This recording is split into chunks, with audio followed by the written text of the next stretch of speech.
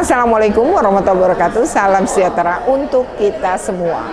Dalam video kali ini saya akan menceritakan pengalaman saya menjadi narasumber untuk teman-teman kepala sekolah, juga operator sekolah di SMA swasta se-Tangerang Selatan. Tempatnya di Villa Alamanda Puncak. Nah, seperti apa? Ikuti terus dalam video ini. Tapi sebelumnya jangan lupa untuk di-like, share, comment, and subscribe. Bagi yang belum subscribe, segera subscribe untuk terus terupdate dengan video pendidikan anak dan kuliner.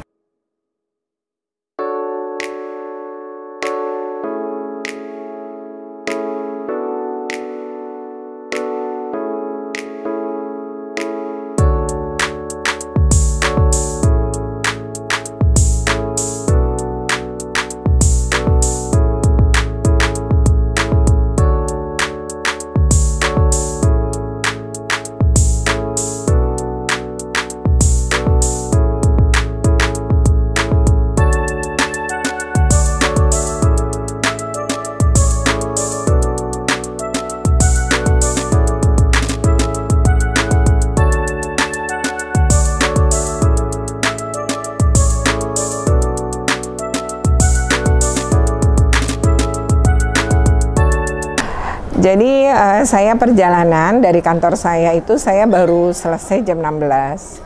Lalu dengan driver saya menuju Puncak, langsung masuk tol, lalu keluar Bogor, naik ke arah Ciawi Puncak.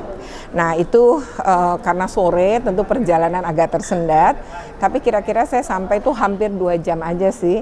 Lalu tibalah di lokasi, yaitu di Villa Alamanda. Nah di Villa Alamanda ini villa punya Al Azhar ternyata.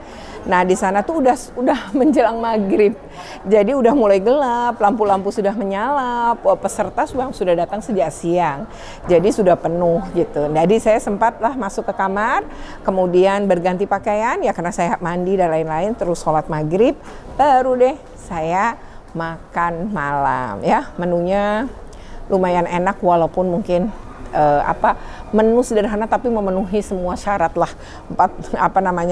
syarat kesehatan dan gizi yang bagus gitu. Nah setelah itu baru mulai acara. Nah untuk acaranya sendiri gitu ya, itu dijadwalkan 19.30 hingga 21.30. Walau akhirnya saya juga selesai pukul 10. Nah di situ kita ngebahas ya, saya memaparkan tentang bagaimana sih kiat-kiat menghadapi LSM ya? Karena LSM ini kan kalau di dalam aturan bukan bagian yang suka minta tuh dana bos dibuka loh minta laporan. Padahal mereka bukan aparat penegak hukum atau bukan aparat terkait yang memang tugasnya mengawasi sekolah terkait dengan dana bos. Di dalam aturan sih harusnya inspektorat, BPKP, BPK ya tidak ada disebut LSM. Nah tapi ini kerap kali diganggu. Nah mereka kemudian kepala sekolah ini ya ngerasa akhirnya harus ngasih sejumlah uang walau sebenarnya tidak berbuat kesalahan karena tidak mau repot. Nah mengenai keterbukaan informasi publik itu kan ada dua, ada yang tertutup, ada yang terbuka. Jadi tidak semua juga harus diberikan secara rinci sampai rincian laporan keuangan sampai itu yang namanya bon-bon itu nggak perlu gitu. Jadi global aja penggunaan selama 6 bulan misalnya. Nah ini yang kerap kali sekolah-sekolah juga nggak tahu, mungkin juga pihak dinas pendidikan terkait juga nggak paham, sehingga kerap kali ini penyelesaian damai, padahal damai itu apa? Tidak menghentikan, karena mereka akan terus mengganggu sekolah. Ya cari-cari kesalahan dan seolah-olah mereka punya hak gitu ya untuk mendapatkan itu. Padahal kalau pakai aturan enggak. Dan satu, dia biasa kalau nggak kita kasih akan lapor ke kepolisian. Ya di paparan saya juga menyampaikan itu. Dia lapor ke kepolisian. Padahal laporan ke kepolisian itu kita harusnya ada. Nah kalau orang mendalilkan sebuah kesalahan ya itu mestinya dia juga bisa membuktikan. Jadi kalau cuma bilang diduga kepala sekolah ini melakukan penggelapan uang atau korupsi yang mana, mata anggaran yang mana, berapa jumlahnya, bentuknya apa, itu harusnya dijelaskan baru bisa lapor ke aparat penegak hukum gitu. Nah kalau yang ini enggak, diduga langsung gitu karena kita tidak ngelayanin misalnya, tidak memberi sejumlah uang kemudian dilakukan hal yang seperti itu. Nah ini hati-hati, dan oleh karena itu bagaimana kiat menghadapinya tuh kita bahas di dalam pertemuan ini. Banyak juga yang merasa tercerahkan gitu ya, termasuk bagaimana kemudian menghadapi misalnya kasus-kasus seperti penahanan ijazah nih gimana gitu ya, aturannya kayak apa, bahaya nggak sih buat sekolah dan lain-lain. Nah lalu bagaimana sebenarnya aturan yang dibuat oleh negara terkait itu. Nah ini dibahas ya, karena ini semuanya sekolah swasta kebetulan yang hadir SMA. Nah antusias banget, tanya terus udah ditutup, nanya lagi gitu, jadi cukup lama. Tapi saya senang ya berbagi dengan mereka, dan mudah-mudahan ya ini juga bisa memberikan inspirasi. Beberapa kepala sekolah juga sudah meminta kontak saya karena satu hari mereka juga akan mengundang ke sekolahnya terkait ngebahas hal ini. Berarti kan memang ada gangguan-gangguan ya dari pihak lain ya terkait itu, dan bagaimana masalah-masalah penunggakan ya kalau di sekolah swasta kan bayar ya. Itu bagaimana penyelesaian yang tidak melanggar aturan ya. Nah, saya pikir itu mudah-mudahan ini memberikan inspirasi, memberikan pengetahuan gitu ya kepada teman-teman yang hadir ini sebagai kepala sekolah maupun operator sekolah, dan mudah-mudahan ya kita terus menjadi istiqomah, kita juga terus bisa menciptakan pendidikan yang berkualitas dan juga berkeadilan. Saya anak buahnya Bu Retno di IKUNJ seperti itu. Sebenarnya kita sudah lama merencanakan kegiatan tentang bagaimana kita memberikan katakanlah sekarang ekonomi namanya. Iya, PU. Kemudian melanjutkan S2-nya di UI 1970. Pendidikan itu beliau adalah alumni SMA N13 Jakarta dan juga guru di situ Bu Retno ya. Kemudian PMPKN dulu namanya, IKIP Jakarta, itu satu fakultas dengan saya Bu Retno. Iya betul. Saya PPU. Tadi angka-angka yang disebutkan kadang kecil gitu ya, tapi bisa menjerat rekan-rekan guru kita gitu ya. Angka apa tuh? Tadi ada yang LK cuma 7.000, ada yang beli sesuatu dengan angka juga yang nggak spesial gitu lah. Betul. Itu bisa menjerat gitu. Nah ini mungkin juga fenomena umum yang kadang dianggap lumrah, itu misalkan ya ada mohon maaf pejabat di lingkungan kita pengawas apa gitu kan, kadang ketimuran kita ingin menghormati gitu ya. Tapi kalau ini dilihat LSM kan bisa jadi ini jadi masalah gitu ya. Tuh, Bapak jadi atau Ibu juga pelaku gratifikasi gitu. Kebetulan 2 tahun saya 2007-2009 saya reporter kriminal di TPI. Jadi alhamdulillah tahu banyak tentang praktek-praktek pemerasan dari, kita nyebutnya kalau wartawan tuh nyebutnya yang bukan wartawan itu wartawan bodrek. Kita nyebutnya wartawan bodrek. Bahkan teman-teman harus sadari infotainment itu bukan wartawan. Iya, pertama MSGI itu Bu. Yeah. Anggotanya apakah mesti daftar dulu atau semua guru bisa dinaungi oleh MSGI dan seterusnya. Kalau PGRI kan mungkin lain lagi ceritanya. Terus sejauh mana peran MSGI mungkin untuk mendampingi, melindungi guru-guru yang nggak tahu gimana cara terdaftar di situ. Okay. Yang kedua, di luar dari itu boleh sedikit Bu ya. Silahkan. Undang-undang guru dan dosen usia pensiun itu kan 60 tahun. Untuk guru ya 60 tahun. Kalau undang-undang cipta kerja 57 tahun. Kalau misalnya lembaga di tempat saya pensiun guru itu 55 tahun atau 57 tahun. Sementara dia sudah sertifikasi dan itu bisa sampai 60 tahun. Itu bagaimana mensinkronkan peraturan atau undang-undang itu? Itu sih luar dari itu. Terima kasih. Dan ya saya yakin betul teman-teman juga banyak yang mau didiskusikan ya. Tadi kalau salah sudah ada nomor handphone ya? Belum? Sudah ada di situ. Jadi ada.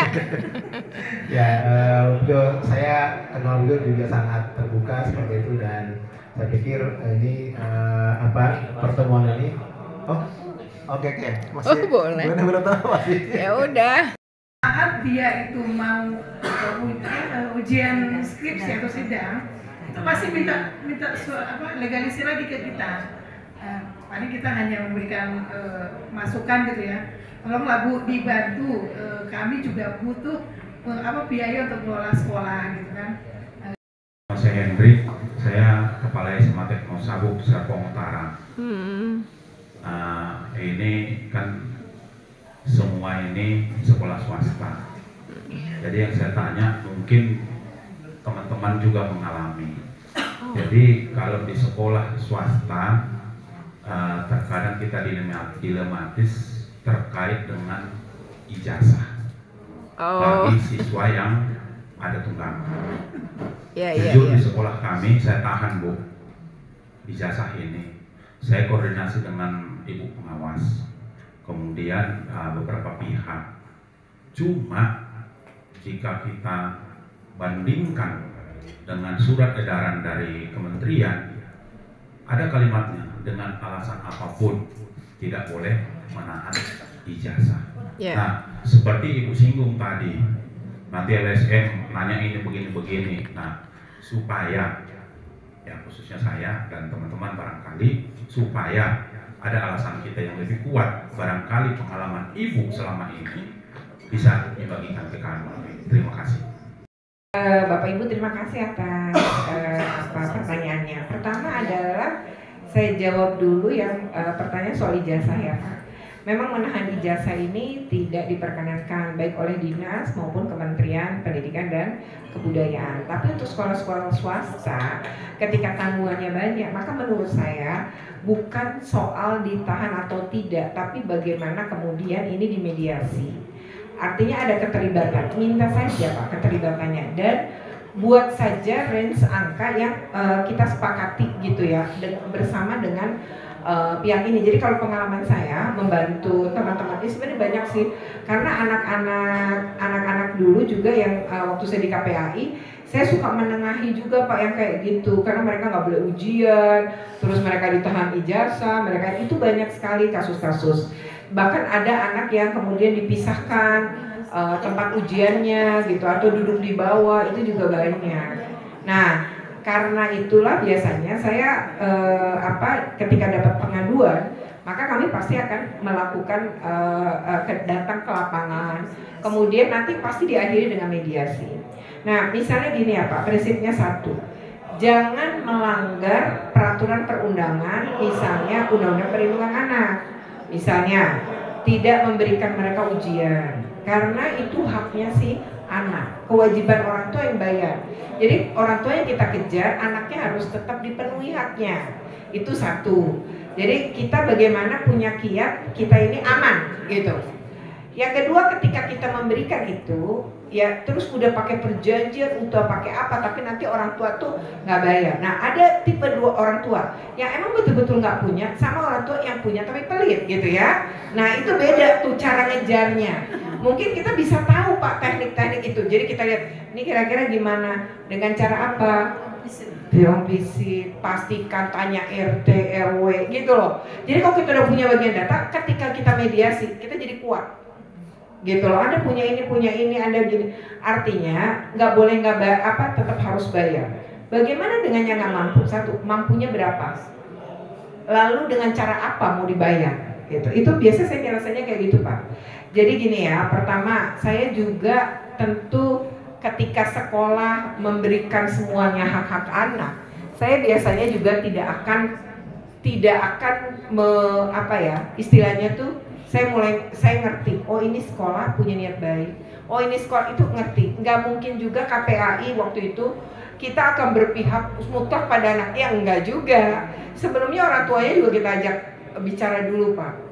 Jadi salah satunya kita bicarakan adalah mungkin orang tua ini lebih mendengerin kita KPAI dibanding itu. Biasa saya pakai perbandingan.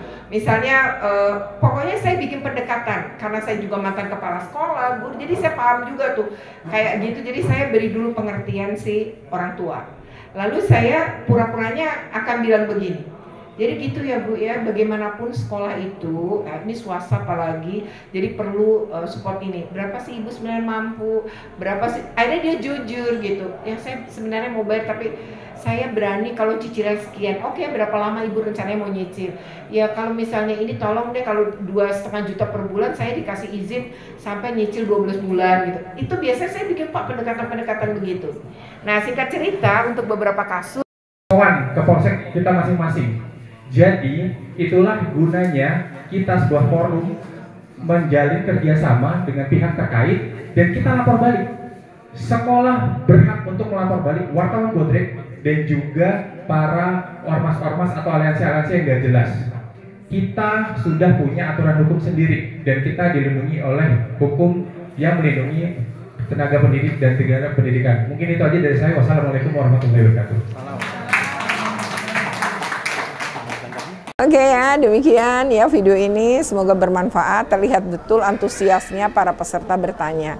Saya memang tidak bisa merekam semua pertanyaan ya dan juga berikut jawaban, tapi mungkin ini bisa bagian dari berbagi. Jadi bagi Anda sekolahnya ingin membahas ini, ya bisa juga sih mengundang saya gitu ya. Oke, demikian ya, semoga bermanfaat. Jika bermanfaat jangan lupa untuk di like, share, komen, dan subscribe. Bagi yang belum subscribe segera subscribe untuk terus terupdate dengan video pendidikan anak dan kulineran.